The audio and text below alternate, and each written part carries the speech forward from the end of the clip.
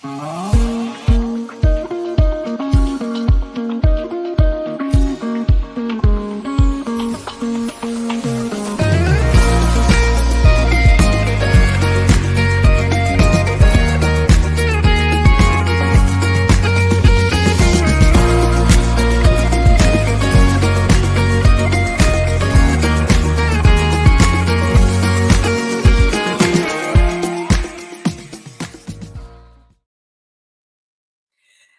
everyone. Welcome to IATEFL Live. Today, we are offering you our second sneak peek into the IATEFL Themes Online Conference.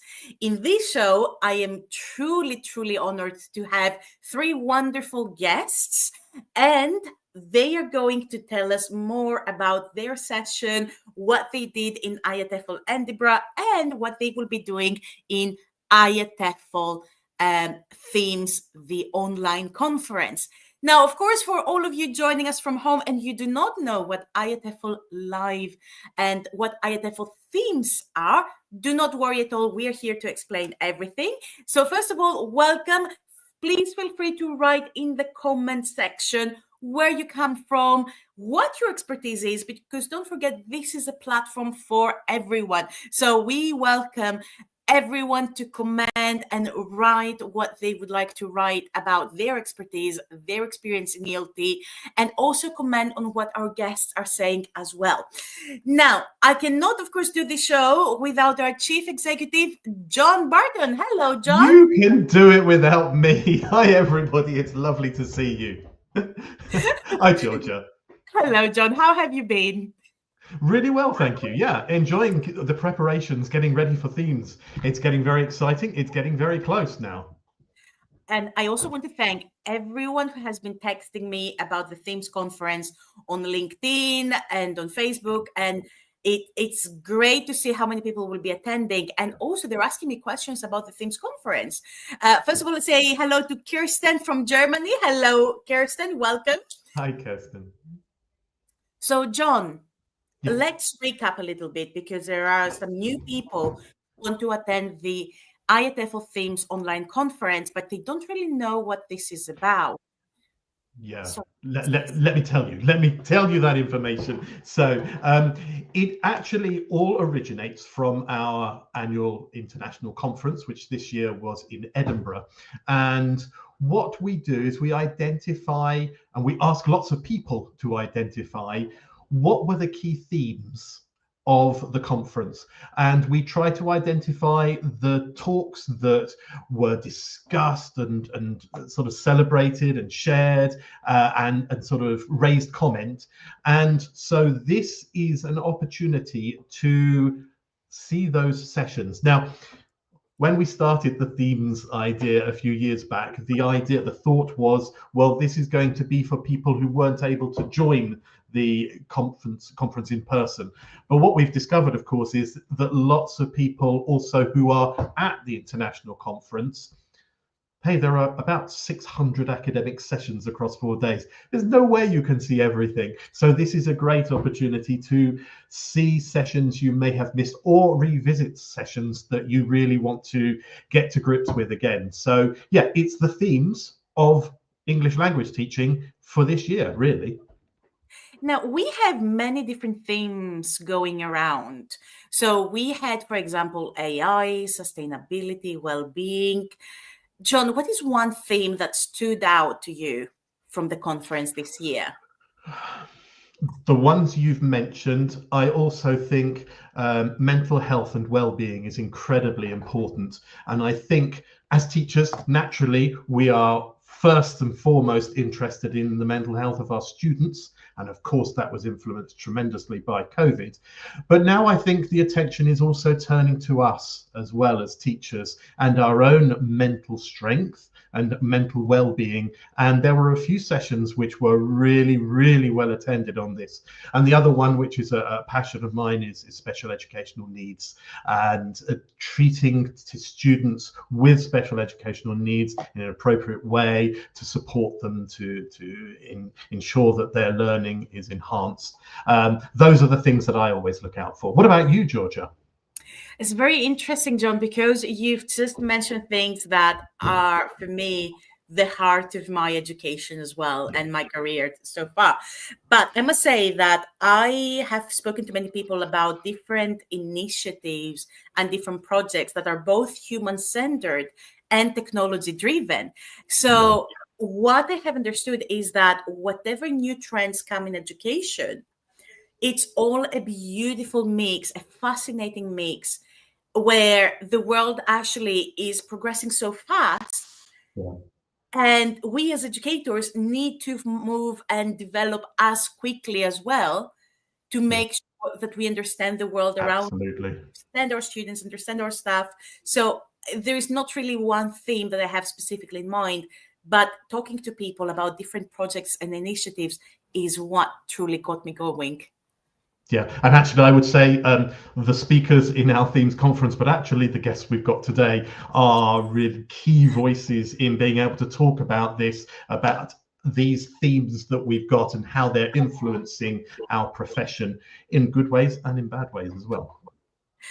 I must say that behind the scenes, we had a fantastic conversation with our guests about AI. Yeah. Not only how we are going to be scammed probably when we're all 80 or 90 years old, but Oh, it'll also, happen to me but long before then, I tell you. Absolutely. I'm just waiting to but be scammed. exactly so, but also the challenges of AI as well. So Yeah. this is what I'm hoping will be the conversation in today's show as well. So let's welcome some more people who have just joined us before we talk about IATEFL themes. So Elizabeth, welcome. Vicky, welcome. Chris, welcome. So welcome everybody to our IATEFL live show and our sneak peek. So John, what have you got for us today? What Well, updates have you got? do you know, can I start selfishly by not just talking about themes, but all things IATEFL? And I promise I'll keep this brief, but there's so much happening, I couldn't help myself. So I'm going to ask people to, if they have the chance, to pop over to the IATEFL website, select professional development and then events, and then you'll see lots and lots of events happening, some of them face-to-face, many of them online. Most of them you can join whether you're a member of IATEFL or not, although of course being an IATEFL member you'll get discounted prices or free entry. I had a quick look, believe it or not, we've got 16 events still to come before Christmas, so it's a busy old time. But I just wanted to highlight 4 of them which jumped out at me that we've got in the next month or so. The first one actually happening this weekend with our pronunciation SIG. So if pronunciation is your thing, if you're working in pronunciation in that area or feel it's an area of interest for you, then there's a day-long session this weekend on expanding our approach to pronunciation instruction, something I always found quite challenging but incredibly important. Moving on from pronunciation, if you work in business English, if you're going into companies and teaching English, there is nothing better in the world than attending the Business English SIG annual conference. This year it's in Athens. You've still got time to book to attend in person in the beautiful city of Athens, and it really is a 3-day event just looking at so many different angles of teaching of business English. I'm nearly there, just 2 more, you'll be delighted to know. I'm always interested in research, and I think we as a profession seem to be pulling research so much more into classroom realities as well, which is such a good thing. And this joint 1-day event between our inclusive practices and special educational needs special interest group, that's quite difficult to say, and our research special interest group really jumped out at me. Teacher-led inquiry into inclusive practices. That looks like a really good one to attend. And if you notice on the right-hand side, free to attend. And the last one I wanted to mention was young learners. If you're teaching in a primary or secondary school or a private language school with younger learners, then the Younger Learners and Teenagers Special Interest Group web conference is coming up on the 28th to the 30th of November. So book your attendance of that. That will be a fantastic event with some amazing speakers. But we've got one more to talk about, and that's what we're here for today. That's the Themes Conference. And Themes is about all aspects of English language teaching, business English, young learners, research, technology, pronunciation, language technology, all sorts of things. And really, go and have a look. It's a 2-day event with multiple sessions. You can choose different routes. So there's lots to choose from. It's only £15 to register for the 2-day event. But if you're a member of IATEFL, it's completely free. So if you're a member, that's great. If you're not a member, my recommendation, of course, would be join IATEFL now and then benefit, save yourself that £15. And then you get all of the other benefits throughout the year of being a member of IATEFL. So there we are. Jump on the website, go to the themes page, and you can see the information about the event. You can click and download a program of all the speakers, and you can book your place. Whew, Georgia, sorry, that was a lot to say, but I wanted to must have been very busy, John. It's non-stop, which is really exciting. Absolutely, and I couldn't be happier because we have got today 3 guests that have been very, very busy at the conference this year in IATEFL Edinburgh, and I would like to start by introducing one of them slowly. What do you think, John? Let's get going. I can't wait. Excellent. So, John, we will see you later because Absolutely. I want us to have a look at the program as well so that we can show our audience as well what the program is going to be about. And we will see you soon. Okay, so so we're just going to watch a very, very quick ad and then we will be back with Lucy. Let's go for it.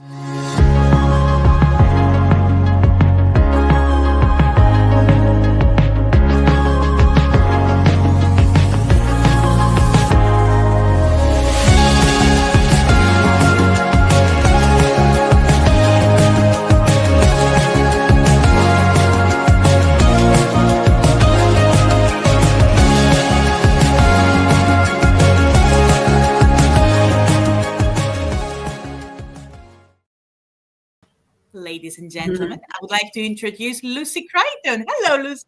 Hello. Very excited to be here. Thank you for the invitation. I am very happy and truly honored that you're here with us because you always bring a calm energy. And I saw you at the conference this year and I really want to speak with you, but everything was so busy. So I'm very happy that I have the chance to speak with you today. Oh, thank you. Thank you so much. So, Lucy, for the people watching us from home, how did your ELT career start and who are you?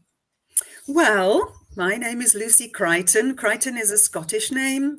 My parents were from Scotland. I was born in Oxford and I studied in London where, well, my background is varying. So I started off with art and design, classical theatre, and then teaching English as a foreign language.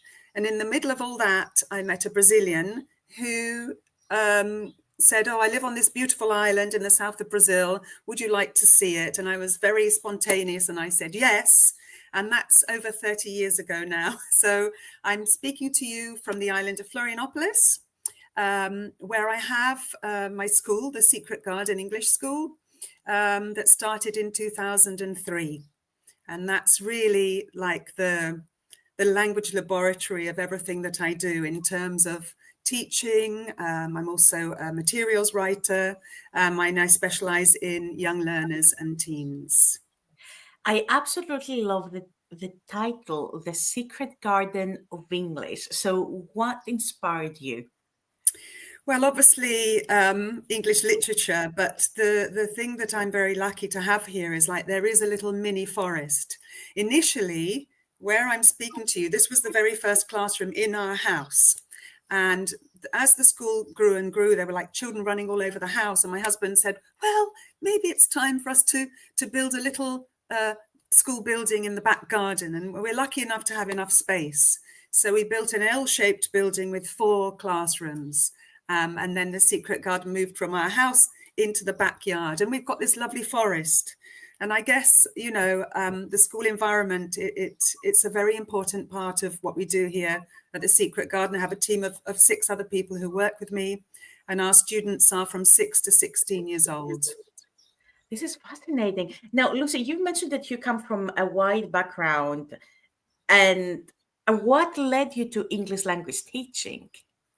Well, it kind of did happen unintentionally, if you like. Even though before I came to Brazil, I qualified as a teacher of English as a foreign language. I was really into theatre at the time, and I was working as an actress in London. I've always had this very artistic, humanistic side to me as a person. And so when I came to Brazil and I started teaching, obviously I started using theatre techniques and communication and, sensitivity and poems and presentations and things like that. And it just built on from there, really, Georgia, because then when I had my two daughters, they were both born here in Brazil. I've always loved children so much. So it all sort of turned around. Even though I was teaching adults and teenagers, it focused more on the younger learners because of my two daughters, who also took part in the school, because I needed to, to make sure they knew how to read and write in English, even though they were speakers of it. So it's all the passions that come together, everything that we do in our path of life, nothing is a waste of time. It all comes together. Yeah. I absolutely agree with you, because a lot of young teachers that I cooperate with, they usually struggle to find their why and their passion, and also to find their way into teaching as well. And now that you're mentioning how you've combined all of your passions together and you've created something beautiful, it's very inspiring to hear this. Yeah, I didn't really focus on the teaching side to begin with. I focused more on how can I teach children in a way that is going to be memorable for them? How can I touch their souls so that what they're going to do in our school is going to be something that they're never going to forget? It's about living English. It's about experiences. It's really, about putting your feet on the ground, taking off your shoes and socks. It's connecting. And yeah, we're very lucky to have the space to do that. That's great. And your session in IATEFL Edinburgh and in IATEFL Themes has got a very intriguing, I would say, title. It's More Green, Less Green. Yeah. So can you give us a sneak peek? What is this about? Well, children are changing. Yeah, we see it in the classroom every day. There has been a disconnect for a while now in terms of students' engagement, their curiosity, and it's very clear. I can see it with my first graders, for example. I can clearly see which kids use screens a lot, and the other ones who are still like in their childlike mode, if you like, that fantasy thing, and I feel like, yes, technology is around for everyone, but like we've still got to protect children until they've got the inner resources to understand the impact of that, So how do I do that in my work? I try to do a lot of hands-on things with them. I work with projects and very much connected to nature because we live in this beautiful place. I think really, Georgia, like the main thing is for me is like nature is the first curriculum for the young child. It's where they arrive on Earth. It's where they connect to their environment. And we need more young people to be able to do that, because look at what's happening around the world in terms of the environment, right? We really need to use that in education, in any area of education, in any subject, to bring awareness and to bring back this connection to who we are and where we are right now. That's very true. And I'm happy that we're having this conversation in October, in autumn, because one of the things that I'm learning from autumn is how nature slows down, and how it slows down because it changes. And because we live in such a fast-paced world, our children, our students, they see how fast we're going, and they start from a very young age getting very quick in everything that they do. So how do you as an educator address this fast pace, and how do you give more time and more space to your learners to grow? Oh, that's a great question. Yeah, I think that the whole team here, I think we do it in everything. As soon as the child comes through the gate, for example, we have 10 to 15 minutes of arrival time where they can just relax. Sometimes they come through the gate and you can just clearly see them going, because they've been in a concrete building, because, it's been a different movement, because they study in the morning and they come once a week for the whole afternoon to the secret garden, and you clearly see their shoulders going down, and then they start to swing on something, or they're going to climb a tree.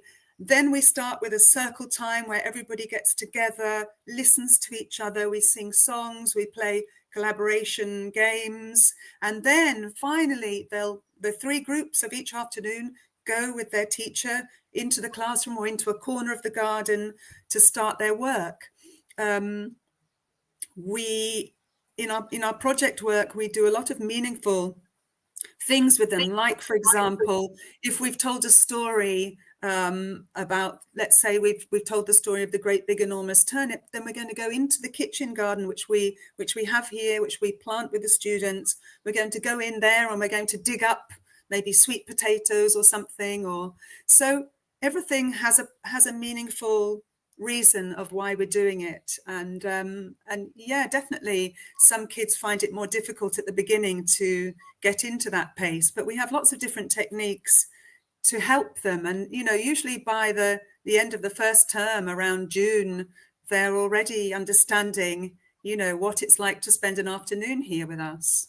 And the language is a natural, there's a natural progression from that feeling, of curiosity, of feeling seen and heard, and having loving adults around them as well.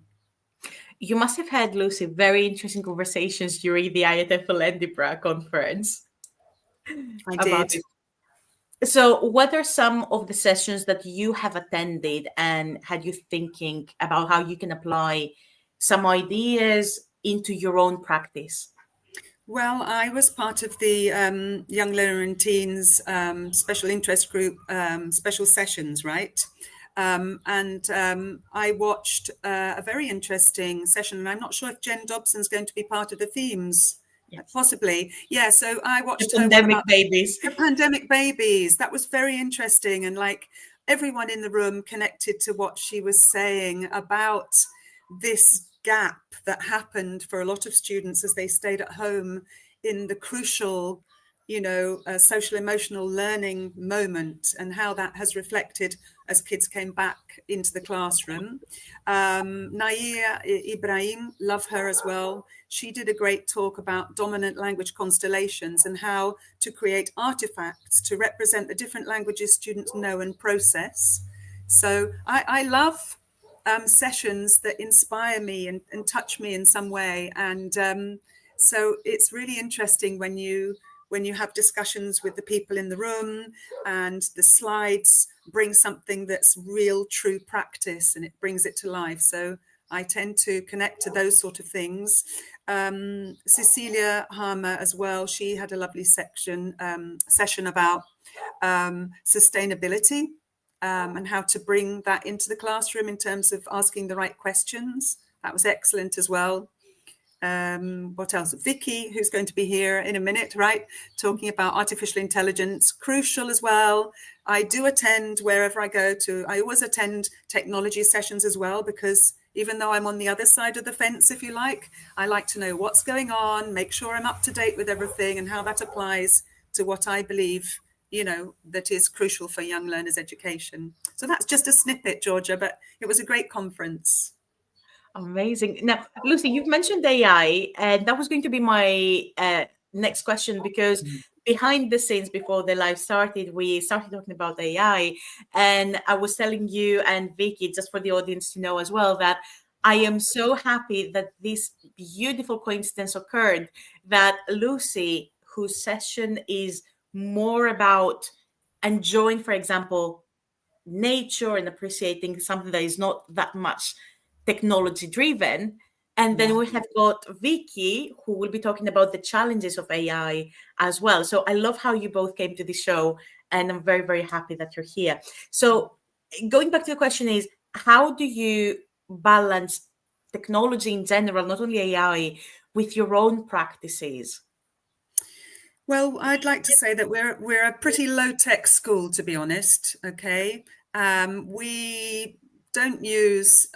We take the kids. If not all of the children have their mobile phones, their mobile devices, but we tend to look after them for them because there's so many other wonderful things to do. We have a whole literature program with storytelling, and so we can do that. Human being to human being. If they have plenty of technology in regular school, so sometimes it's quite nice to come here and get back to basics, right? Of course, we use screens. Sometimes maybe we're going to show them a video, or a lot of the course books out there right now. Yeah, everything has videos and audio. So we might use technology for that. We might use mobile devices for the teenagers to research something. But there's so much that we can do without it that it's not a big loss for us, I think the kids appreciate some downtime when they come, great conversations, games at playtime. We do cooking with them. We look towards life skills as a way to teach them English as well. So yeah, it's not a big thing in our school, technology, and it feels to me like they don't mind it. They like the break from it, in fact. I love this because it's a refreshing idea to hear how schools and institutions work with technology as an additional tool, but not as the protagonist of the conversation.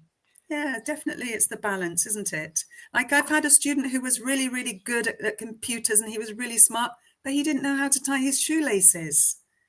That's what I'm interested in. Let's get them doing stuff that's going to be good for their lives through English. It's going to help them be independent, emotionally stable, well-grounded adults for the future. That's what I'm trying to do with my students.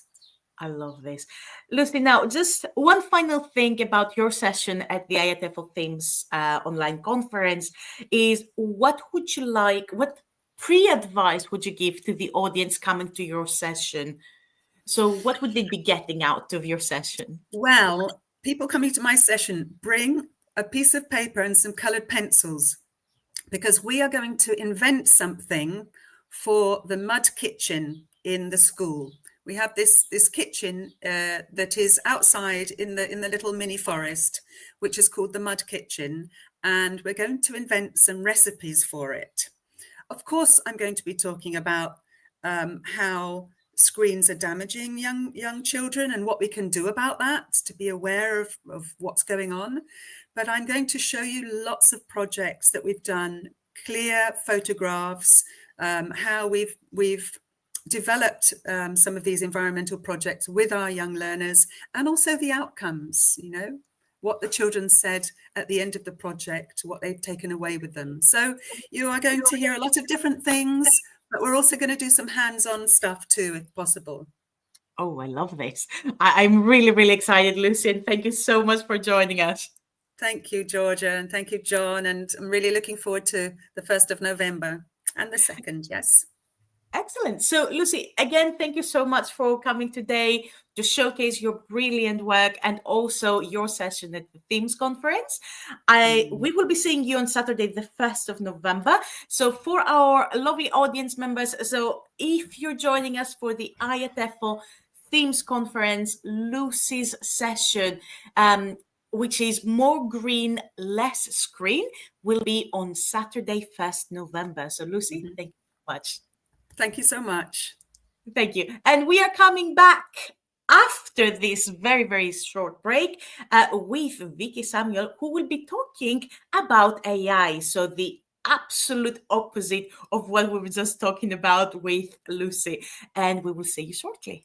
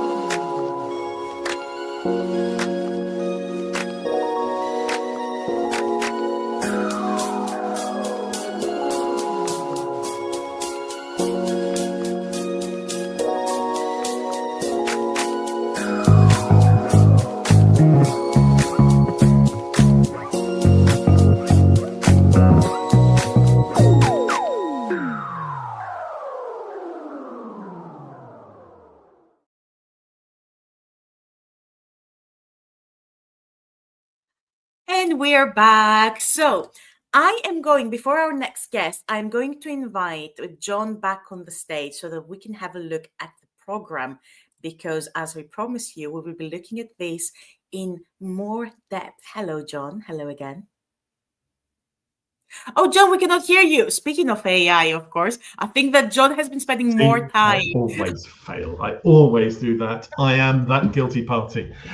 Just listening to that last interview, I just wish I had studied at that school. It sounded wonderful. And the way that kids should be learning. Isn't that wonderful? Back to basics. Sorry. Anyway, program. Yes. Hopefully many of you will have seen in the chat, we put a link to the program. If you haven't, I think it's gone on a couple of the channels, but we'll add it. I think it's not quite on LinkedIn at the moment. We'll add that. You can basically go to the IATEFL website. If you go to the homepage, click on where it says themes, and you'll be able to see the program and download it. It looks a little bit like this online, and underneath you can see where it says click to download. It's worth doing that actually, because the downloadable version, you can click on each of those session times and it'll show you the time that that event is happening in your part of the world, because of course we've got people joining us from, well, you know, over 100 countries. So really important to make sure that you don't miss the session that you want to see. I'm looking at all of these names and all of these topics, John. I don't know what to select again. No, so difficult.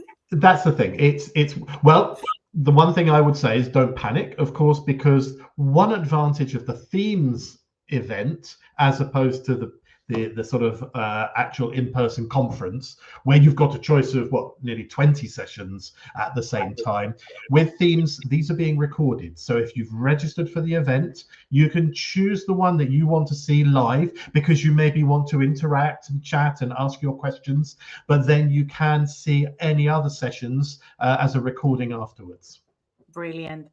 And I was saying the previous show, and some people actually texted me about this. I shared my kind of experience with the IATEFL Themes Conference, that because of the fact that the sessions are recorded, I get the chance later to go back. And while I am in the gym, on the treadmill, hating my life, I'm watching these and they're so inspiring, and that 20 minutes go past like this. Yeah, absolutely right. But it's very impressive. You're in the gym. You're much better than me. But yeah, absolutely. And also, if you are doing research, if you're a trainee teacher and you're interested in a particular area, then of course all of these recordings go into our archive, which is searchable. So you can search by speaker, you can search by article topic or session topic, and see any IATEFL content from the past. That's a really nice member benefit. Amazing, John. Thank you so much. Now, the program looks incredible. I must say that the design is beautiful as well. Thanks to you. In the next show, I'm going to show you. So this is something that John and I put together.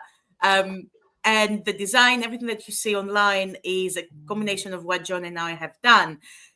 But I want to show you in the next show, because of course I asked ChatGPT to create a logo for the Themes Conference, but it came out so wrong and so badly. I'm intrigued. I'm gonna be logging in next week just to see that now. So John, thank you so much. I need to remove you now from the stage, because absolutely somebody far more important is going to join you. No. Because speaking of AI, we are going to invite to the stage one of the people who has created a little bit of a mental break for me from AI and my relationship with AI. And the person who joined us in our white sofa in IATEFL Edinburgh, Vicky Samuel. Hello, Nikki. Hello. Hello, everybody. Welcome. How are you? We're very happy to have you. So how have you been? Oh, I've been good. Busy. Excellent. Now, Vicky, We've talked a bit about the behind the scenes, about your projects, but for the people watching us from home, so who are you and what is your expertise in ELT? Okay, well, I'm a teacher of English. I started teaching 40 years ago, which sounds it's a lot. And funnily enough, I was listening to Lucy talking about her beginnings, and my beginnings were a bit of have similar origin. It's like um, my first course of studies was not English, and it was not teaching English.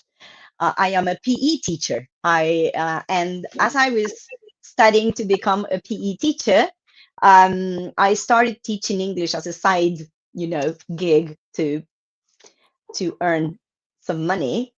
And I discovered that that's what I really loved. And so as soon as I graduated as a PE teacher, I started studying to become an English teacher. So I'm a translator and I'm a teacher as well. And in my beginning teaching, I was a traditional teacher, and then I got caught into ed tech, and I was fascinated by the possibilities that educational technology could have on learning languages. And so since the very beginning, since the early 2000s, I have been, studying and trying things. And this eventually led to late 2022 and early 2023 when everybody started talking about AI. And as an educational technology, specialist, I said, well, okay, I need to look into this, and here I am today. AI has been like my life for the last few years. And did it ever occur to you how AI would evolve to what it is today? No, not really. It's been so fast. That's the thing that's a bit scary. That I had seen learning technologies developments over the years, but nothing has been as fast as this and as overwhelming and as overbearing, if you want. So I think we need more than ever. We need to stop, and we need to, even though it's going fast, we need to stop and we need to learn and we need to say, okay, wait, this is not all of it is good, and we need to have a very critical view about what's happening. That's very true. And how do you do this, Vicky? Because it must be, as a person whose work and expertise is in AI, how do you stop and reflect while it's changing so fast? Well, it's a funny thing because people think I use AI all the time, and I don't. I don't.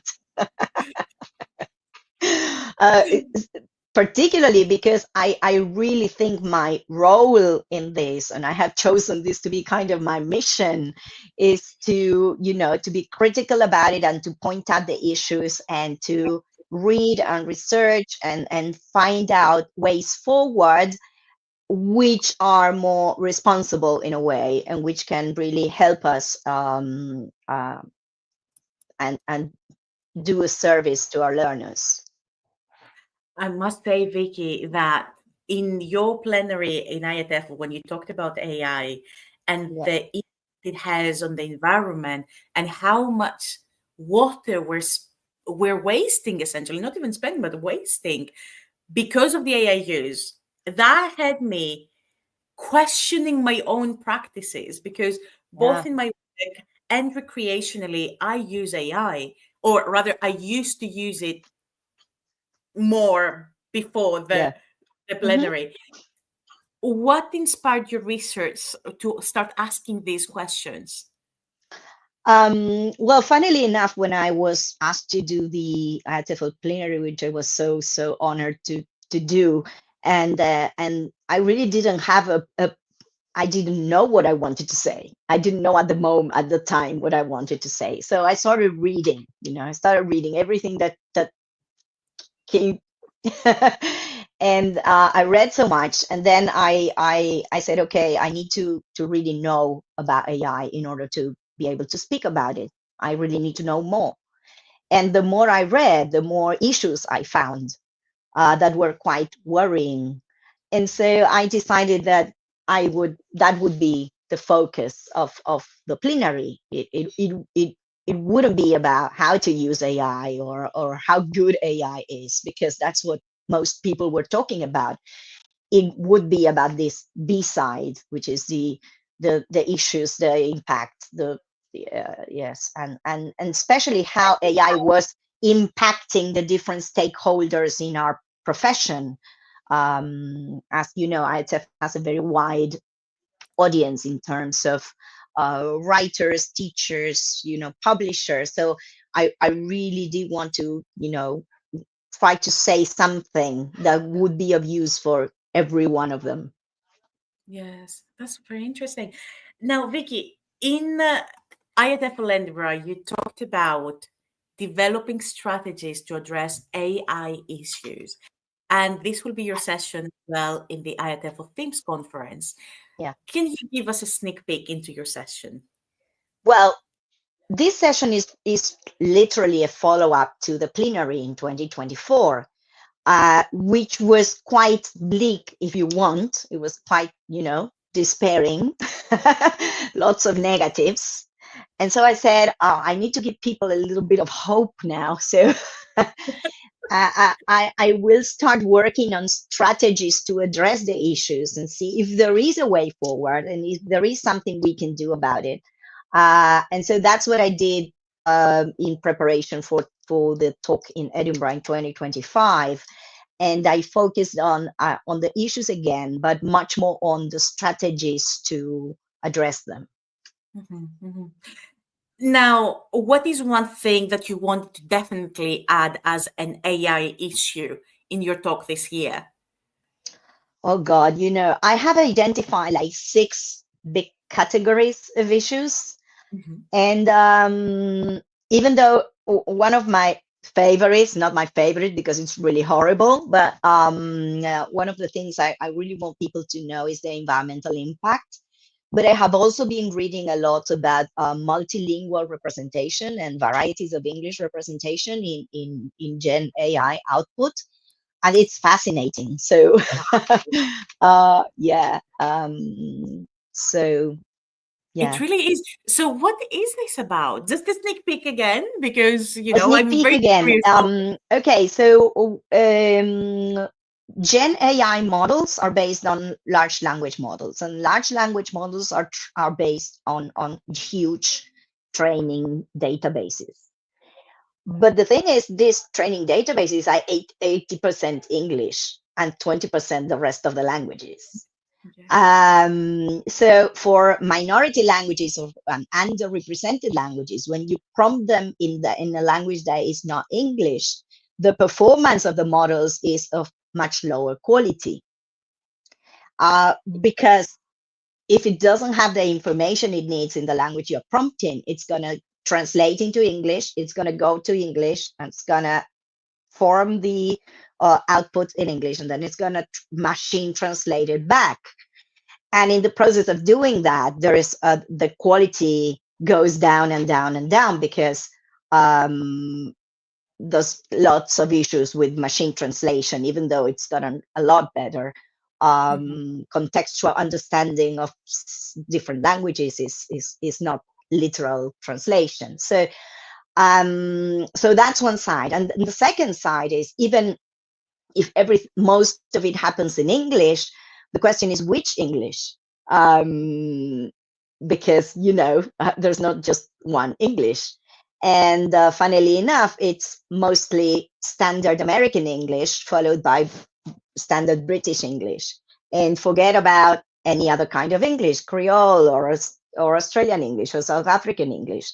So if you are prompting in a different variety of English, again, the output you will get will not be very good. Wow. It never occurred to me. I mean, I did notice it as a person who speaks Greek. Whenever I use AI in Greek, as you said, like the output is terrible. Not very good. Exactly. Yeah, So I'm very grateful yeah, that I had the option to actually use it in English. yeah, But exactly. Exactly. And also, if you notice when you if you use ChatGPT or any other AI agent, the spelling is American. I haven't noticed it, but that's interesting. Yeah, so it's American. You get American English output, and then you have to kind of start, touching it. Of course, we can understand, but what I'm saying is that we need to be aware of that.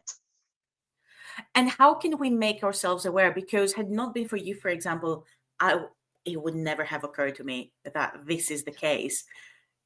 How can we make Well, ourselves aware? I think the big word is AI literacy, and AI literacy should encompass loads and loads of things. So biases, assumptions, imprecision in the outputs, uh, lack of understanding of cultural nuances for different things we might prompt that are not really related to English, but related to other cultures.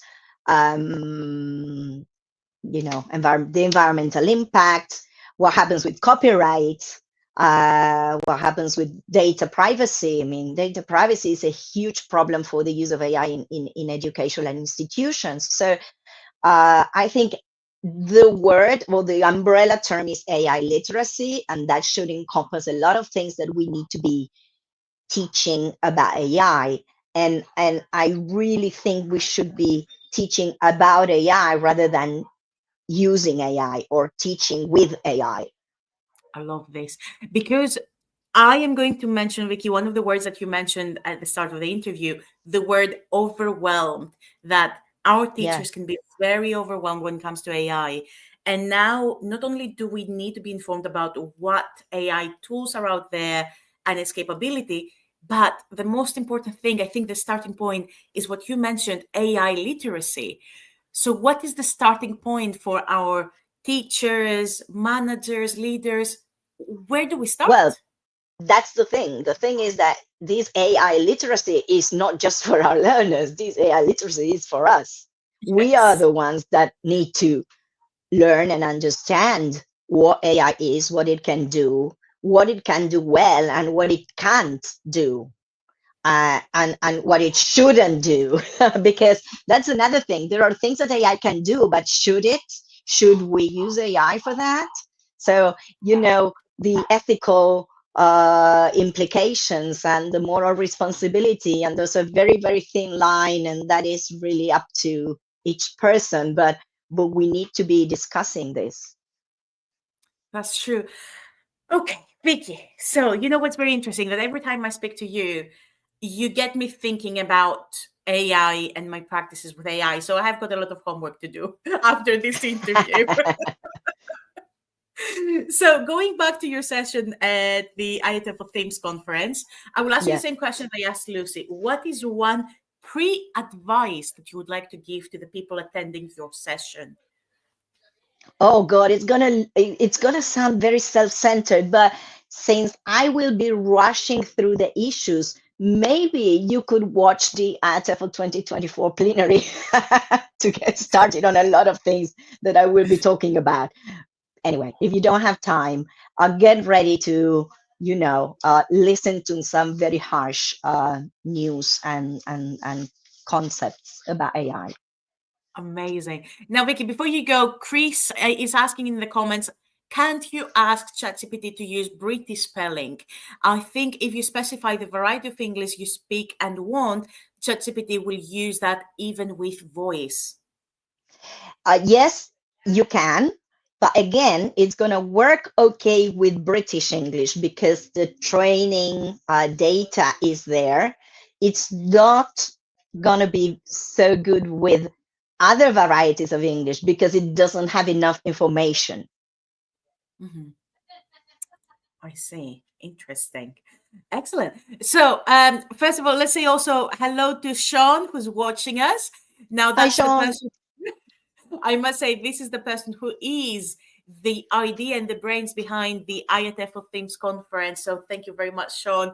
And Vicky, I want to thank you, first of all, for reminding me to do my homework when it comes to AI. And then secondly, thank you for joining not only today, but also the IATEFL Themes Conference. I'm so very much looking forward to the session as well. Yeah, and I just want to say one thing, that I am very much on the side of Lucy with less screens, more green, even though I am talking about it. This is what I mentioned before for the audience to know, that we had such a fascinating discussion with Lucy, Vicky, and Maria, our next guest, about AI, and also more like the challenges that we're facing. So I'm loving this conversation because, yes, it can be a fascinating tool. It can be an additional tool to what we're doing in our practices, but also we need to think critically. And I think that this is the most important thing in the conversation about AI. It is. It is. Lovely. So Vicky, we'll thank you so much. That. Excellent. So we will see you on Sunday, 2nd of November, where Vicky is going to be talking about developing strategies to address AI issues, representing the Learning Technologies Special Interest Group. And Vicky, thank you so much. We will see you then. Thank you for having me. See you on Sunday, November the 2nd, but don't miss Saturday the 1st. The program looks amazing. Thank you so much, Vicky, and see you all in 30 seconds.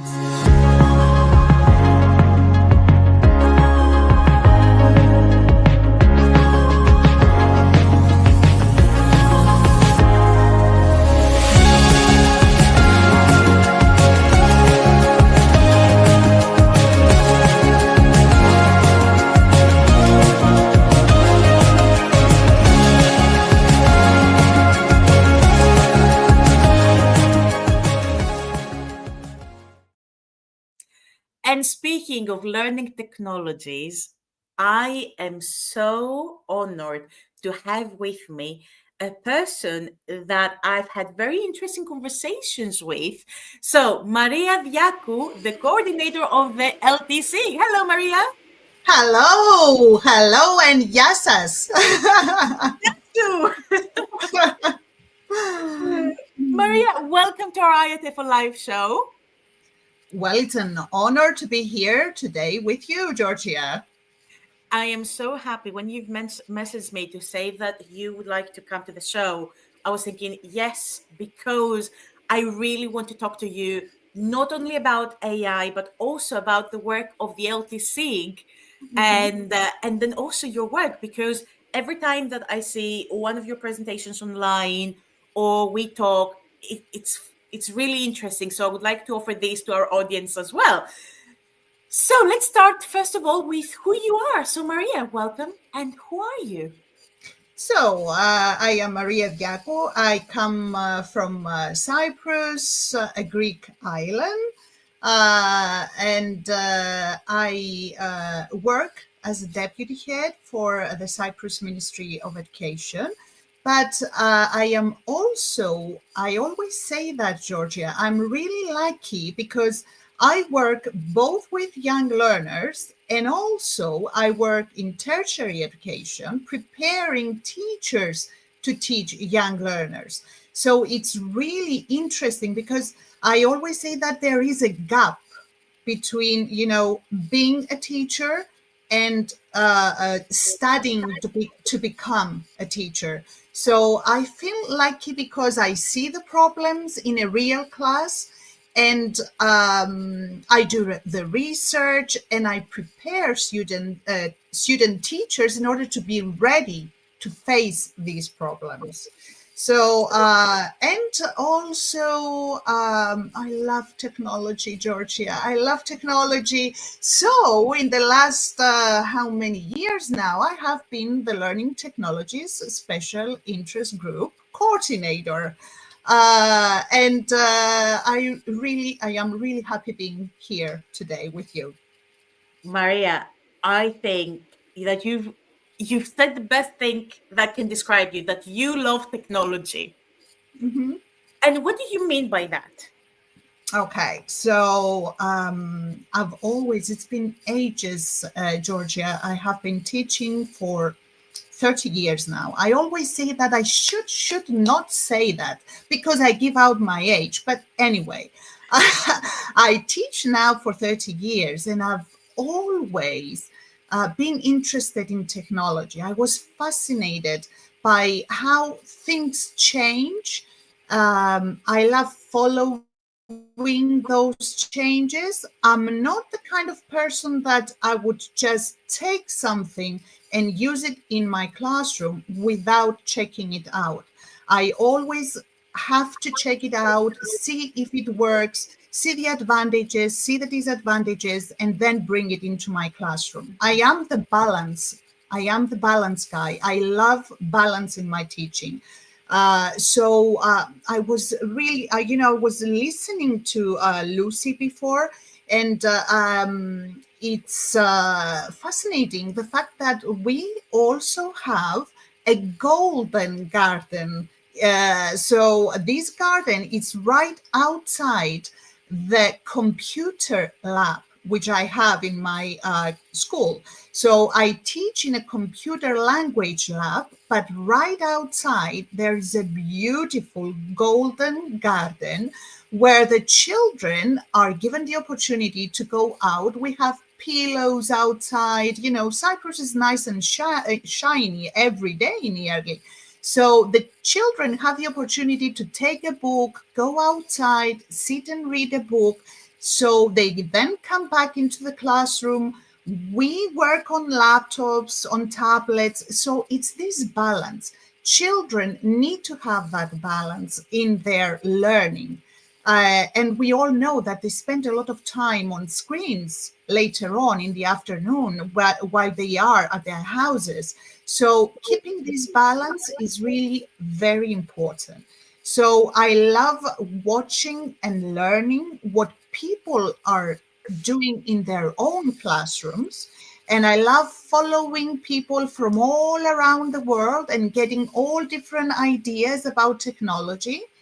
And I mean, my research is on technology, multicultural education, and the late few years on sustainability and technology. So I love listening to ideas, and I love discussing problems with other teachers and finding solutions with other teachers. This is really interesting, Maria, because you've mentioned the balance between technology, the tools that you're using in class, but also the opportunities you give to your students to relax. Now, how do you encourage the students, especially the younger ones, who are so obsessed with the new tools and whatever is fancy, to pause and just take it slow? Mhm. Well, the first time I started using stories. Okay, stories is something we all know that young learners love stories. The first time I tried to use stories in my classroom with older students, I was a little bit scared. I was thinking, are they going to be interested? Are they going to like it? So I was amazed by how interested the children were listening to the stories. And then, they had this stand up and get into the story. So be a part of the story. So the students are given all different of opportunities during my teaching, doing different things like Lucy mentioned. They love being active. It's not only the laptops, it's not only the technology. They love getting up, dancing, singing, playing, working together, getting outside. And Georgia, it's a fact that teachers nowadays are a little bit scared of taking their students outside the classroom. I really love doing this. And not only outside, I mean, the classroom, just outside to the garden, taking the students around the community, visiting museums, visiting different places. Let's go to the port, let's go to the museum. So it's like it's a part of their life. And sometimes, we were actually discussing this morning with other colleagues. There are students who have never been to theater. Can you believe this? So why not give them these opportunities to do things? And of course, technology is also part of my teaching. So they actually know, Georgia, that we have all different kind of activities, and we also have the technology part of the learning. So they know that it's a combination of different activities, and they love this. They love doing all different kind of things. You know what I really like, Maria? The fact that you mentioned that that the teachers are scared of taking the students out, but also based on what we've talked about before, that the teachers can also feel overwhelmed about all of this technology and the tools that are out there. How can we help our teachers combine the two and also slow down and find the balance between all of these additional AI tools and technology driven tools and also the human centered aspect of education? You know what? It's really important through all these years I have been teaching, visiting other teachers' classrooms. So, getting the opportunity to get into a colleague's classroom and see what they are doing, how they are facing these problems, and how they are dealing with these problems is really very important. And also, what we do in our school is working together with other colleagues in one classroom. So it's like we have two teachers in one classroom sharing ideas. Of course, we have discussed everything before getting into the classroom. So sharing teaching and sharing ideas through the teaching process is really very important, because you see what other teachers do, how they face these problems, and how they deal with all these problems. That's very, very true because I always believe, and I agree with you 100%, that professional development starts with the teacher next door. Mhm. And I absolutely agree that the power of peer observation and collaboration among teachers is very important. And this is also your role as the LTC coordinator comes in as well. So, Mhm. as a coordinator of the LTC, how do you connect the community that you have got? Mhm. So, yes, visiting classrooms, as we mentioned before, but professional development opportunities, Georgia, is really very important for all teachers. And LTC is trying to get all kind of teachers from all around the world, have different collaborations with different associations from around the world, because it's really important to see how teachers are facing problems in Australia, in Africa, in Europe, in USA. So getting all these people together in different online or face-to-face opportunities for professional development is really very important. And also, what I really enjoy about, I mean, of course, the annual IATEFL conference is this socializing, Georgia, getting this opportunity to come together with other teachers and sit down, have a coffee, and discuss things. It's really very important. You get so many things. So it's not only just having all these webinars and events. It's even just a simple cup of coffee. So this is why next month we are actually having an online coffee with LTSIC, and we are having many speakers invited. Vicky will be there as well with us. You know, Vicky was the previous LTC coordinator, and we really love her, and we are sending her our love. So getting the opportunity to get online, not for a conference, but for a discussion, giving the opportunity to all teachers join us and get into this discussion. So we are going to have details announced very soon. That's so fascinating. And what do people need to do? Like the people who want to be involved, what do they need to do? Well, we are going to have, this is going to be open for everyone. It is going to be grab your cup of coffee and join us for a discussion.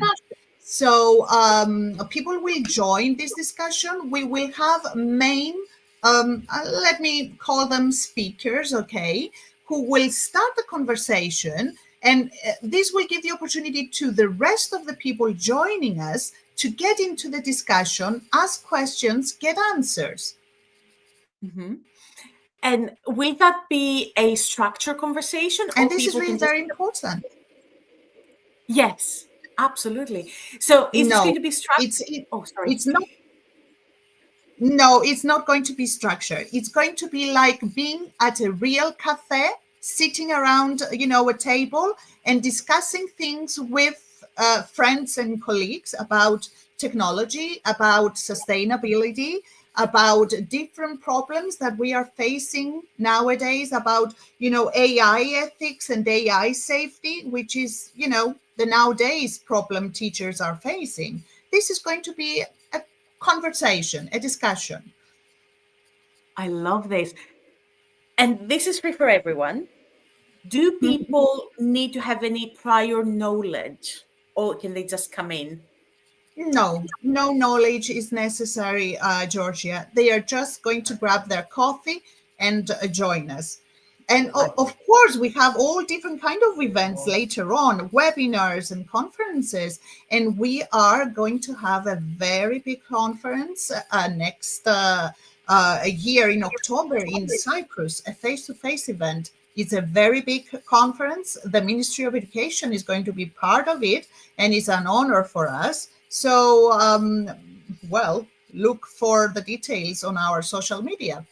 Oh, I would love that. Thank you so much. So, Maria, for the people again watching us from home, as I mentioned before, Vicky will be representing the LTC. But what is one thing that you would like to tell people who will be attending the IATEFL Themes Conference about the session and any other showcase that is related to the LTC? Mm-hmm. Well, we are honored to have Vicky representing LTC. She was part of our showcase, and we are really honored to have her representing LTC at the Themes Online Conference. What is really important for colleagues to know is, John actually mentioned it at the beginning of this discussion, that they will get the opportunity to hear all these presentations that we were not able to join during the event in Edinburgh. And I was, one of those people who, you find yourself, oh, where am I going now, there or there? So this is a great opportunity for everyone to go again online and get the opportunity to see what you missed in Edinburgh. So it's this diverse spectrum of topics that will be online, which are, of course, related to technology, to learner well-being, inclusive practices. It's really very important. And, Georgia, the Learning Technology Special Interest Group is trying to have all different kind of talks that are not only related to technology, but they are related to other themes as well, like learners' well-being, multicultural education, sustainability. So it's not only technology, it's the combination of everything. And the Themes Conference is giving this opportunity. So it's great being given this opportunity, Georgia. Thank you so much, Maria, and thank you so much for coming today. It is truly really interesting to always talk to you about technology, about how you combine your practices, and actually, I am looking forward to the cafe as well, to the cafe session, and I'm really hoping that I can join. That's great. Yes, we're looking forward to it. Thanks for inviting me, Georgia.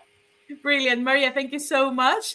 And now, for the people watching us from home, don't forget that the IATEFL Themes Conference is on the 1st and 2nd of November.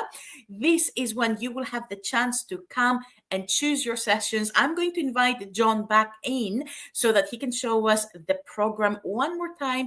Again, for the people who have just joined us, I must say that the discussions we've had today are fascinating, and I think that they're representative of what actually happens in an IATEFL conference. We have got conversations with people from all over the world, and we have got people who connect with each other. And John, since we're talking about the conference,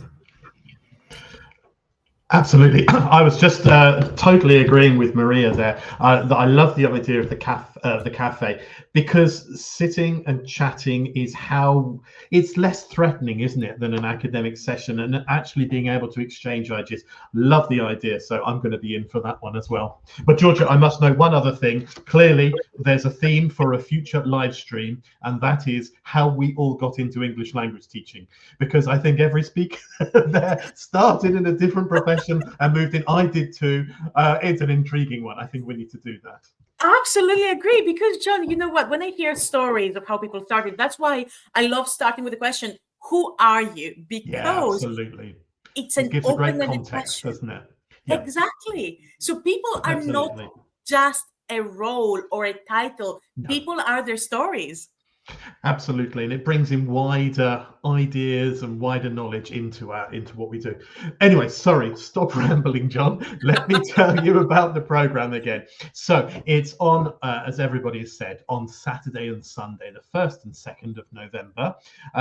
The 1st of November, the Saturday, is really dedicated to sessions from the main conference, which have been drawn out and selected and chosen because they generated discussion and debate. So they are sort of more IATEFL led. The Sunday is focusing in on the different special interest areas in our profession, because of course, as we always say, we're not all the same. Every teacher works in a different area of the profession, and that's reflected by our special interest groups, and that's reflected in the choice of sessions on the Sunday. So they have been chosen by our amazing special interest groups. So yeah, in each of the slots, you've got 3 different choices to make, and that applies all the way through Saturday and then all the way through Sunday. Jump onto our website and download the program for yourself. You can have a careful read, because it's not too clear on the screen here. You can have a good read of what the topics, or should I say, what the themes are for this year's event, and then don't forget to register and save your place. Excellent. So, John, how can people register? Please remind me, because right. Easiest. It's a really good question. The easiest way is to just go straight to the IATEFL website. Now, if you're a member of IATEFL, it's really important that you go to that login button and log in, and then you can register for free. But don't panic if you're not a member of IATEFL. The one thing you will need to do, if you haven't got one already, is to create an account on our IATEFL website. That's completely free to do. It's very simple to do. And then that just means that you're able to register for all sorts of events and access different parts of our website. So first of all, create an account or log in, and then go to the themes information, which you can find on our events page. Click through and register, save your place, and then just a day or so before the event, we'll send you an email which has got not only the program but all the links to the virtual rooms ready for you on Saturday and Sunday. It's going to be a busy weekend that weekend. That is so true. And also, since we're talking about busy weekends, I know how busy you are, John, but what's the but? What I'm truly interested in doing this year in the conference is inviting you also on Sunday to tell us just for 5 minutes about your experience with IATEFL Edinburgh. Sure. I shall look forward to it. I don't remember anything about IATEFL Edinburgh. I was running around like a headless chicken, as I usually do, but I'll be there, happy to join. I must say, though, because we are always chasing And that's not an understatement. No. Chasing is an understatement. We always run around John because we want to interview him for the IATEFL live shows during the conference. And of course, because John is the operations among all other things during the conference, we can never get him. It's the conference is run by two things, I think. One, an amazing team, which I'm a very small part of, and secondly, and most importantly, by the volunteers. IATEFL is the volunteers on our committees, in our special interest groups. They run the conference, and that's so important because it means that events like our online conference and our international conference face-to-face are run by professionals for professionals. It makes sure that it's got the relevance for everybody that's working in our English language teaching profession. And you know what? I couldn't agree more, John, because everyone is, you see everyone who is able to help, but also run the conference, the volunteers, the IATEFL head office team. Everyone is there to help. So this is part of the community. Exactly. It's a community. You use the word, absolutely. And that's what I think Maria was talking about as well. Having that coffee, building a community, making friends and contacts, and actually, just then exchanging ideas in a non-threatening way where you don't feel as if you're on show. You can relax and make true friends. I think that's really what we're about. Yes, that's true. And making new friends. And since we're talking about friends, I want to say hello to my wonderful moderators, Nikki and Anka, sending them a big love. And also to Sean, who is in the comments. So Sean, we love you and we miss you. And one day, John and Sean will be in this show. Never again. It should never be repeated. We're not safe. We shouldn't be allowed to do anything ever again. So I think that's the end of this show, everybody. Now, don't forget to register for this year's IATEFL Themes Online Conference. Next week, we're going to do the final sneak peek, and we have got some more guests coming next week. And of course, John, I hope that you can join us as well, where you can give us some more updates. Sure, will do. Lovely. So thank you very much, everybody. And we will see you next week. Stay tuned. And if you have any questions, feel free to write your comments or contact us online as well. And we will be happy to guide you through the registration for the Online Themes Conference. Thank you very much, everybody. Bye-bye.